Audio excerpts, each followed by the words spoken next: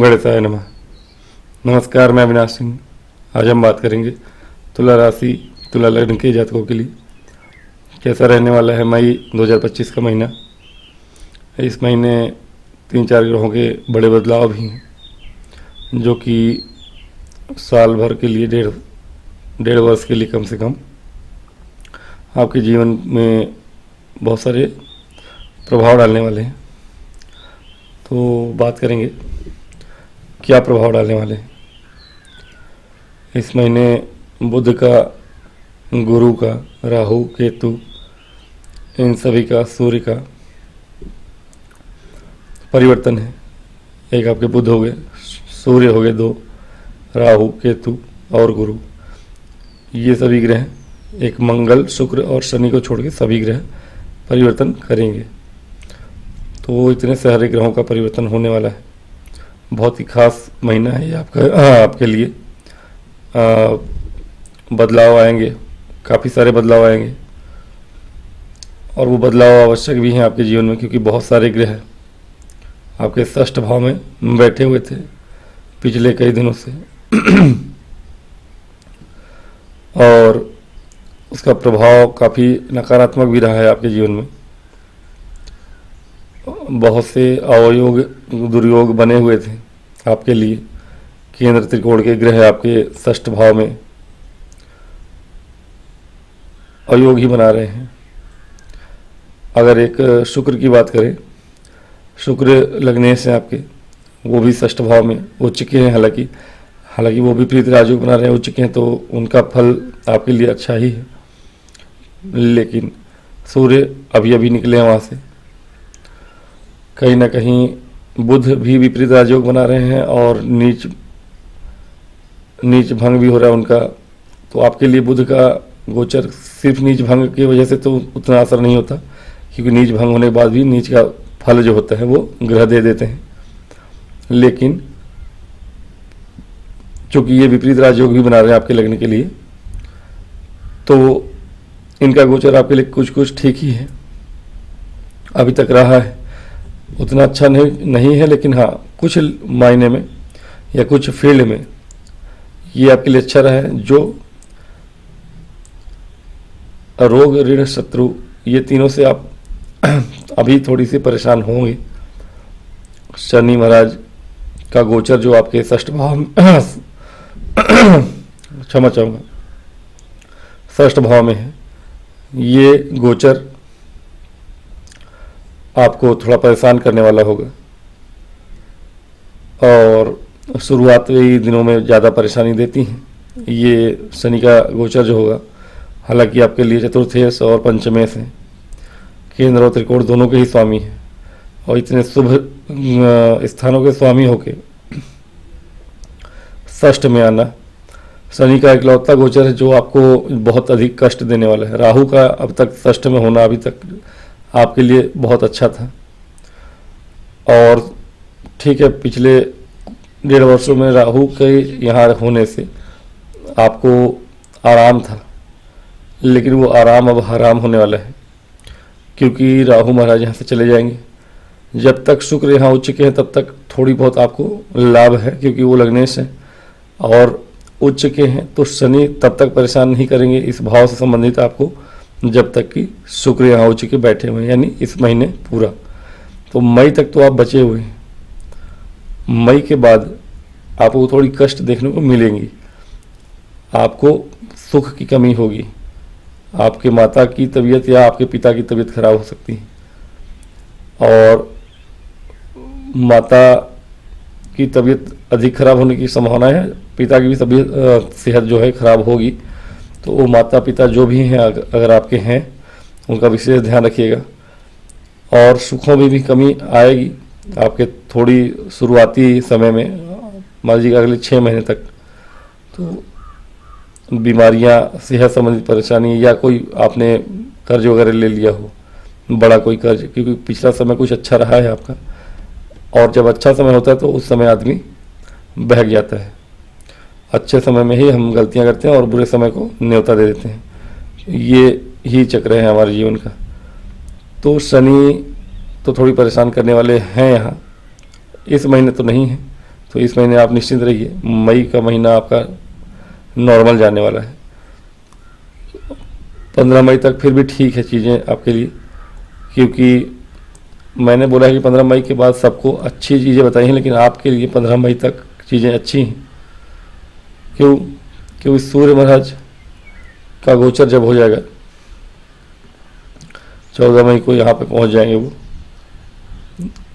अष्टम भाव में, तो वो आपको परेशानियाँ देंगे, गले की परेशानियाँ, सेहत संबंधी परेशानियाँ दे सकते हैं।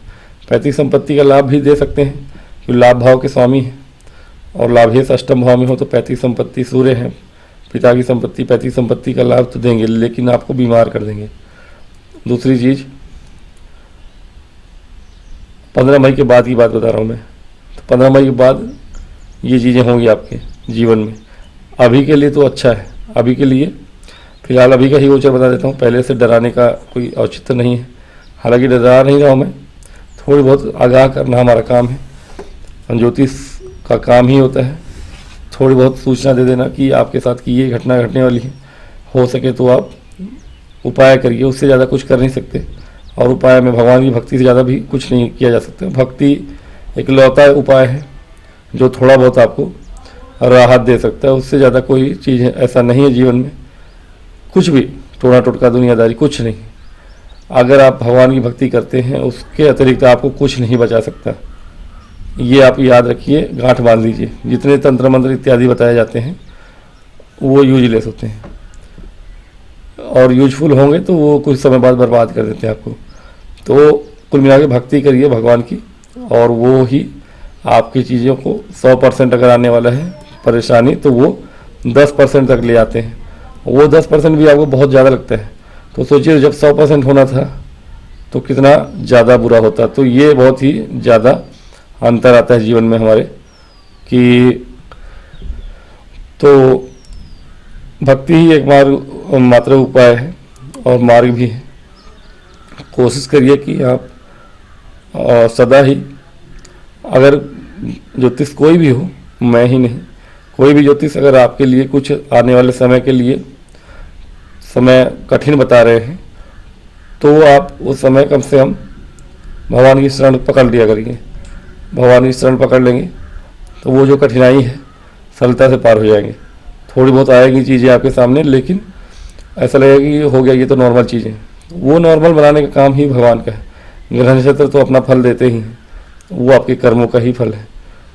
तो बात करेंगे सबसे पहले बुध महाराज की बात करते हैं। बुध महाराज यहाँ फिलहाल तो आपके लिए ठीक ही ठाक थे, और बहुत ठीक भी नहीं कहूँगा, लेकिन स्टूडेंट के लिए अच्छे थे, या जो लोग जॉब करते हैं बैंकिंग सेक्टर में हैं और फॉरेन के बैंक में हो, कोई विदेशी एमएनसी कंपनी की बैंक हो, अमेरिकन बैंक हो या कोई स्विस बैंक, मतलब कोई भी यूरोपियन बैंक हो, तो किसी बैंकिंग सेक्टर में जुड़ के आप काम कर रहे थे, वो समय आपके लिए उत्तम था अभी तक, और ठीक ही ठाक था। कुछ परेशानियां आई होंगी आपको मानसिक रूप से, लेकिन वहाँ तरक्की देखने को भी मिली होगी आपको।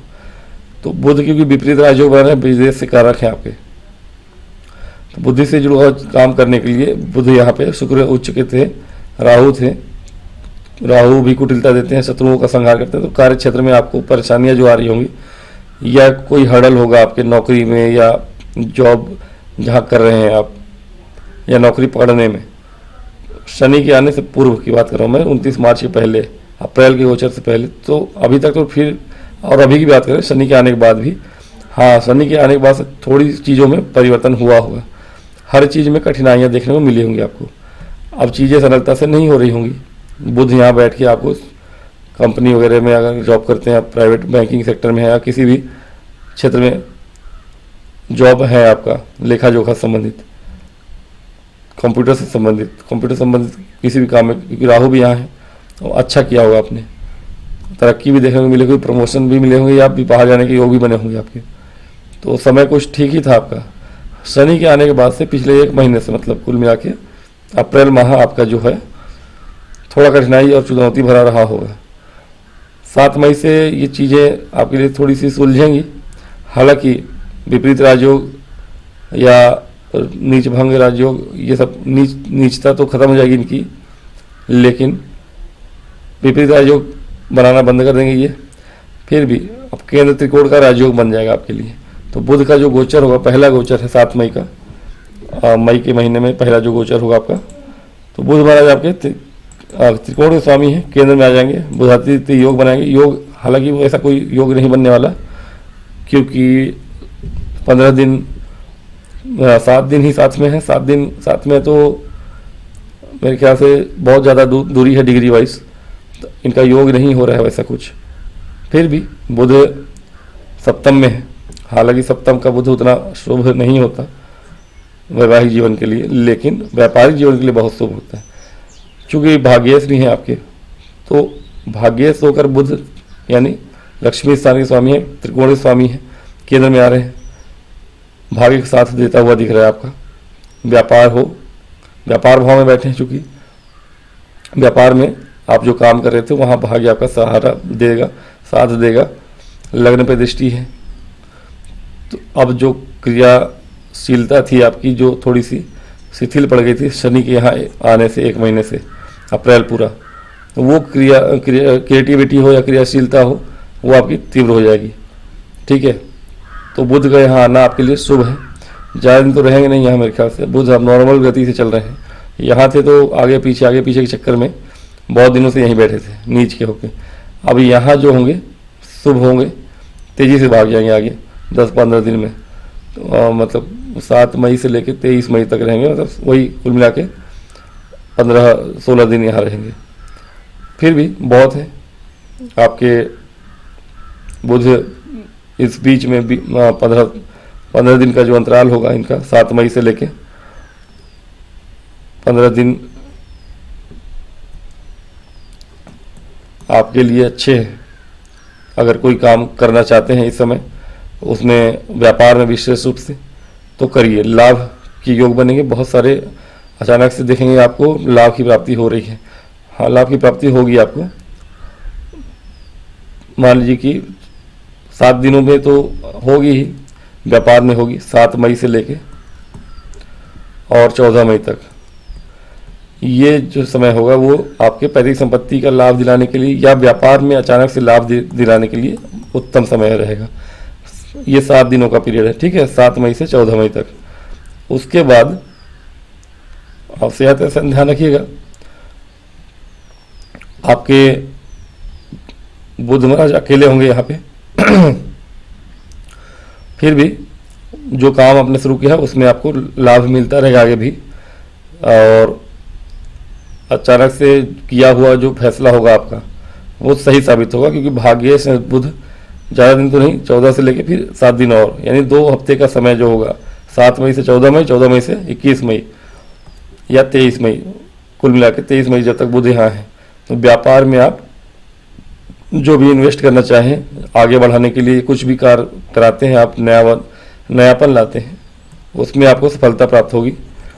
सूर्य जब चले जाएंगे यहाँ से अष्टम भाव में, तो अष्टम भाव में गया हुआ सूर्य आपके लाभ भाव का स्वामी है, दरिद्र योग बना रहा है, उतना शुभ नहीं है आपके सेहत के लिए भी और पिताजी की सेहत के लिए भी। आपको गले की परेशानियाँ देंगे, आंखों की परेशानियाँ भी दे सकते हैं, लेकिन गले की परेशानी ज़्यादा देंगे, और आपके पिताजी को भी। हाँ, ये पैतृक संपत्ति का लाभ यहाँ भी मिलता हुआ दिख रहा है आपके। तो बुध आपके भाग्य बढ़ा रहे हैं। हाँ, विदेश से जुड़ा हुआ व्यापार है तो और अच्छी बात है। अगर व्यापार करते ही हैं आप, व्यापार के भाव में बुध बैठे हैं, अब यहाँ अगर जॉब करते हैं, तो अगर फॉरेन से जुड़ा हुआ जॉब है आपका, तो जॉब में भी आपको राहत, मतलब कि अच्छा करेंगे आप। और व्यापार है तो ज़्यादा अच्छा है। कोई बिजनेस है आपका, और विशेष रूप से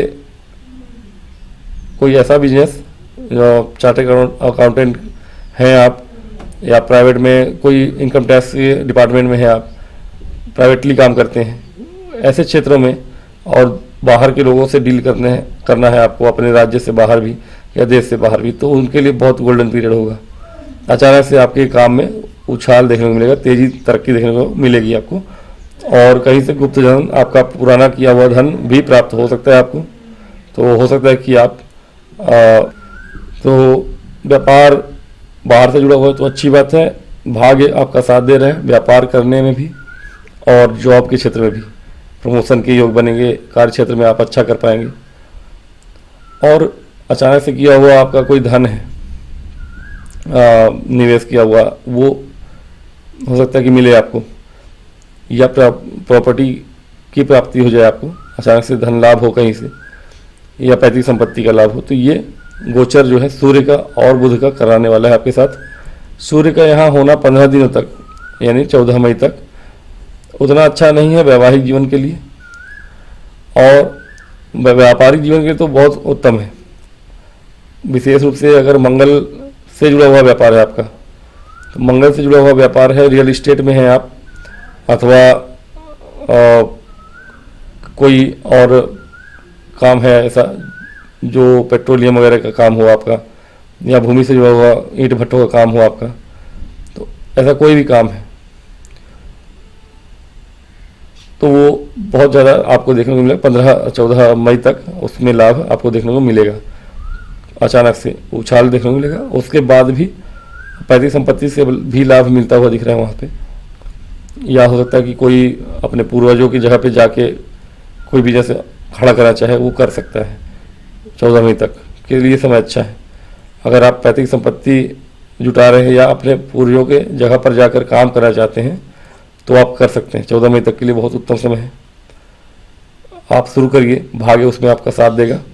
सूर्य जब तक यहाँ पर है 14 मई तक, सूर्य का यहाँ गोचर होने के बाद आपको सेहत की चीज़ें थोड़ी सी करनी पड़ेंगी आपके लिए, थोड़ा सेहत पे ध्यान रखना पड़ेगा, योग प्राणायाम करना पड़ेगा।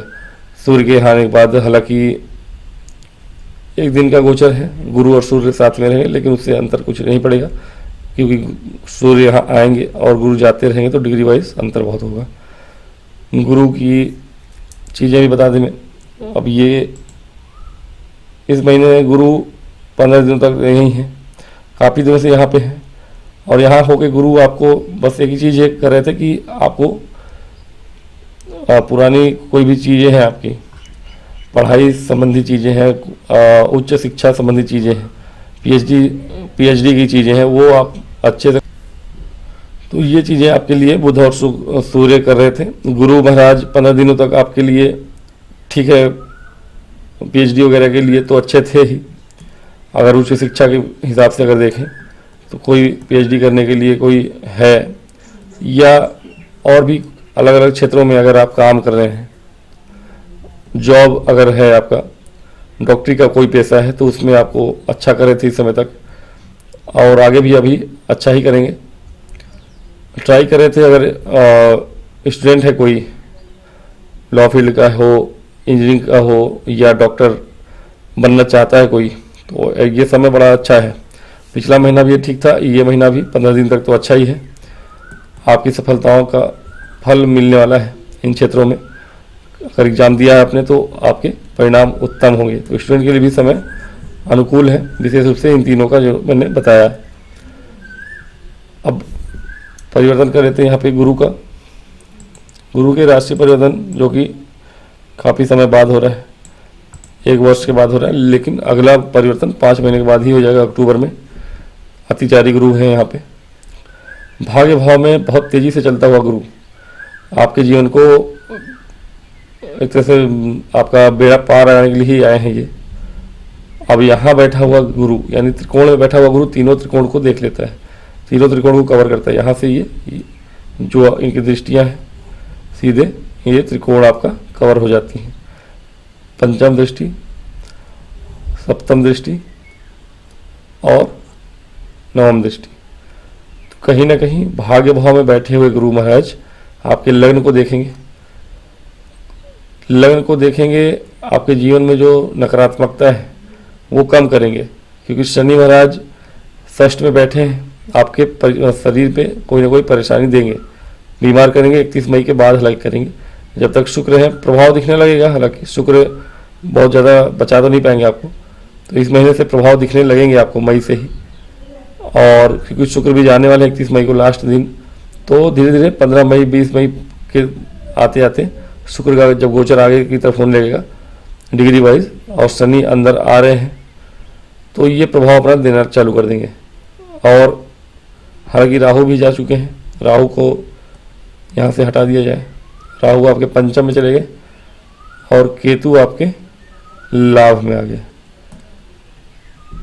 राहु और केतु का ये जो गोचर होगा उतना अच्छा तो नहीं है। हाँ, ये अपोजिट होता तो ज़्यादा अच्छा होता, फिर भी ठीक है, कोई बुरा नहीं है।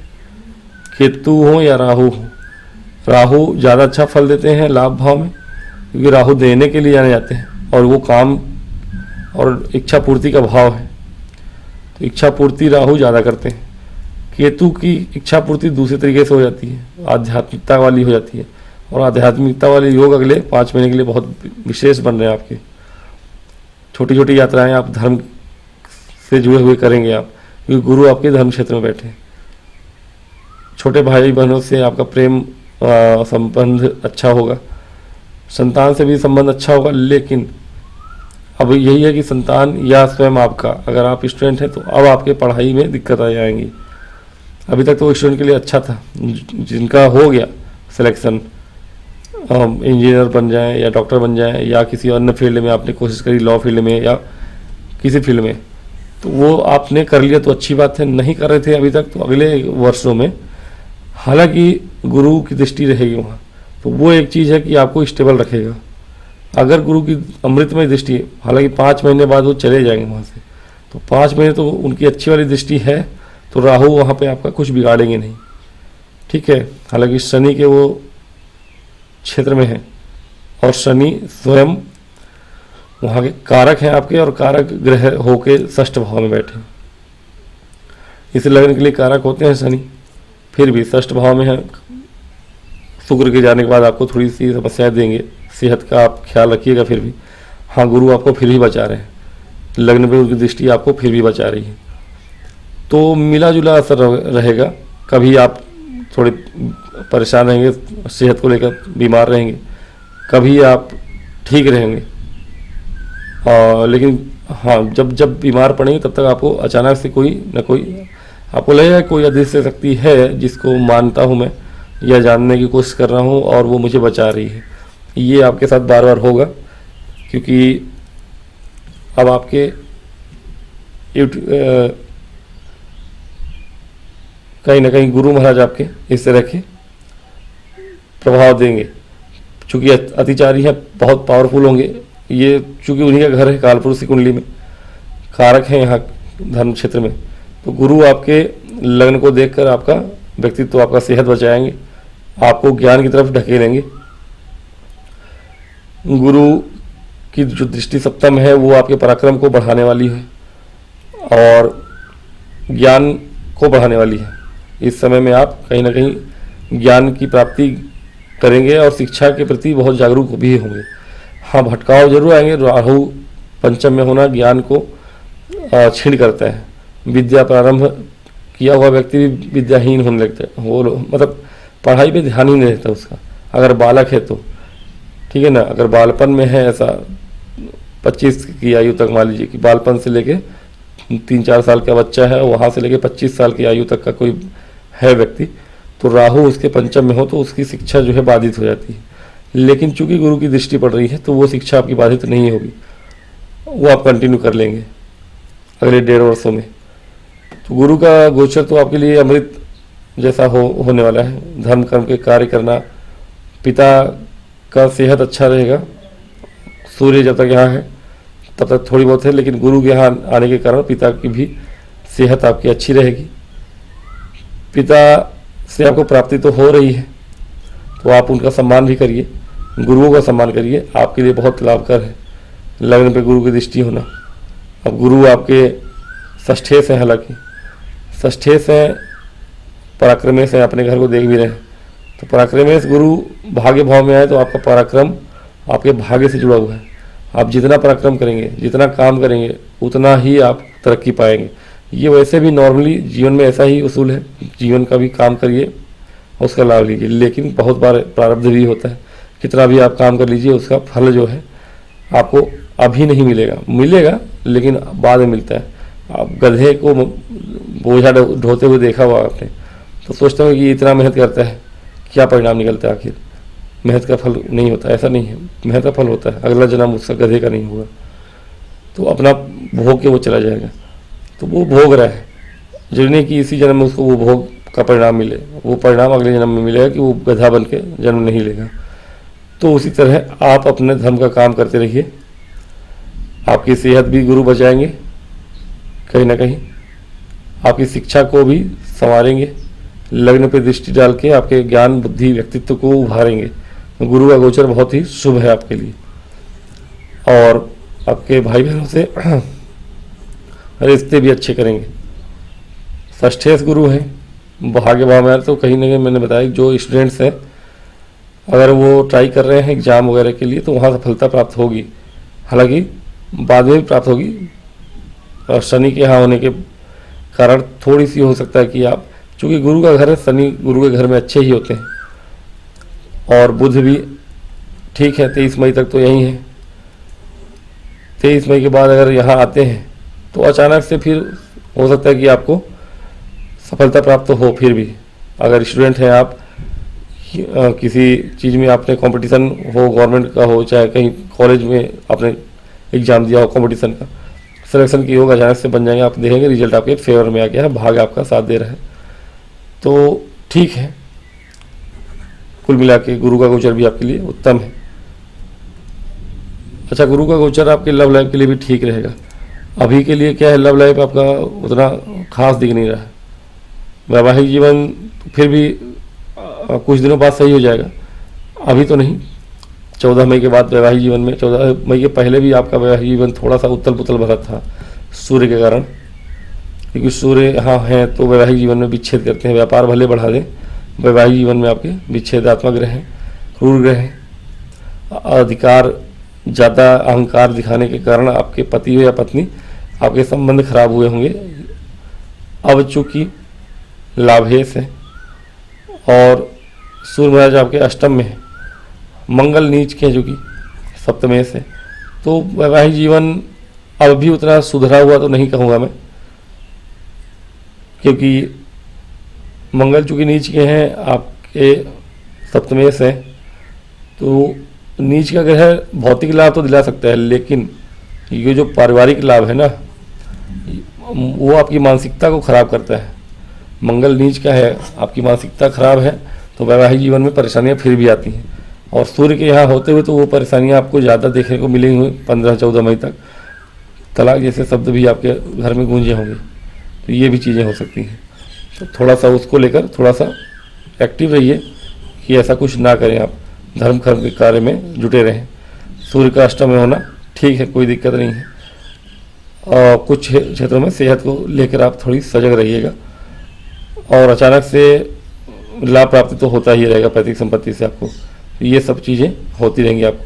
हाँ, बुध भी आपके आ जाएंगे वहाँ पे, बुध को भी आप काउंट करिए। 23 मई के बाद से 7 दिन के लिए फिर यहाँ रहेंगे, 10 दिन के लिए मान लीजिए, 7-8 दिन जो भी है, तो बुध अष्टम में आ जाएंगे आपके। फिर विपरीत राजयोग बनेगा, 12वें घर के स्वामी हैं, विमल नाम का राजयोग बनाएंगे। भाग्येश है तो कहीं ना कहीं सरकार से कुछ प्राप्ति हो सकती है। सूर्य के साथ है, सरकार से अचानक से जो बाधाएं आ रही थी, आपके कुछ अड़चनें आ रही थी, वो समाप्त होंगी आपको। लंबी दूरी की यात्राओं में थोड़ा सा सजग रहिएगा जरूर, लेकिन करेंगे आप लंबी दूरी की यात्रा, हो सकता है तीर्थ यात्रा पे जाएं, क्योंकि गुरु भी आपके धर्म भाव में है और ये मोक्ष त्रिकोण खुद जोड़ रहे हैं। बुध 12वें मोक्ष के कारक मोक्ष त्रिकोण में ही है, तो आपका गूढ़ ज्ञान प्राप्त करने में थोड़ा मन भी लगेगा। हो सकता है कि ऐसी आध्यात्मिक पढ़ाई, धार्मिक पढ़ाई या धर्म गुरुओं से मिलना, ये सब हो आपका, तो चीज़ें ठीक है। अष्टम में बुध उतने बुरे नहीं कहे जाते हैं और विपरीत राजयोग भी बन रहा है, तो यहाँ पे आपको ठीक है, कोई दिक्कत नहीं है। खर्चे पे ध्यान रखिएगा। बुध का ये भी गोचर 7-8 दिनों के लिए आपके लिए उत्तम है। हो सकता है महीने के अंत में आपको बाहर जाना पड़े, घूमना फिरना पड़े कुछ, तो उसके लिए रेडी रहिएगा। और बात करें केतु और राहु की, तो राहु जैसे मैंने बताया शिक्षा में थोड़ी परेशानियाँ लाते हैं, लेकिन गुरु उनको देख लेंगे, कोई दिक्कत नहीं। केतु का लाभ भाव में होना ठीक है, अब लाभ तो होगा आपको, चूँकि सूर्य के घर में है। अब जो लाभ सूर्य अष्टम में जब तक हैं तो गुप्त तरीके से ही लाभ दे सकते हैं, लेकिन हाँ, यहाँ पे अब सूक्ष्म तरीके से किसी चीज़ पे आप गहन अध्ययन करके वहाँ से लाभ प्राप्त कर सकते हैं। किसी भी फील्ड में हो, पीएचडी के फील्ड में हो, कहीं आप कोई ऐसे विभाग में हैं, खुफिया विभाग में हो, वहाँ से आपको लाभ मिल सकता है।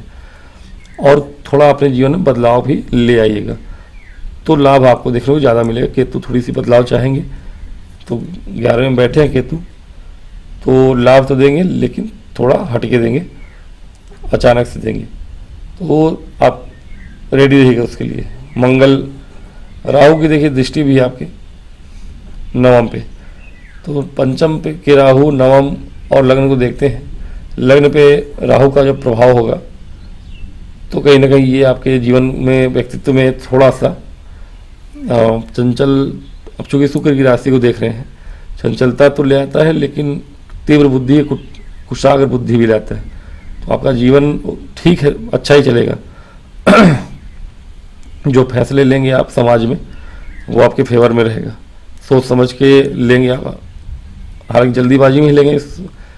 राहु की दृष्टि वहाँ पर पड़ रही है और राहु की दृष्टि और गुरु की भी दृष्टि है, तो ये सोच समझ के लेंगे लेकिन जल्दीबाजी में लेंगे, समझ रहे हैं आप। सोचेंगे बाद में, डिसीजन पहले जल्दीबाजी में लेंगे, ऐसा है।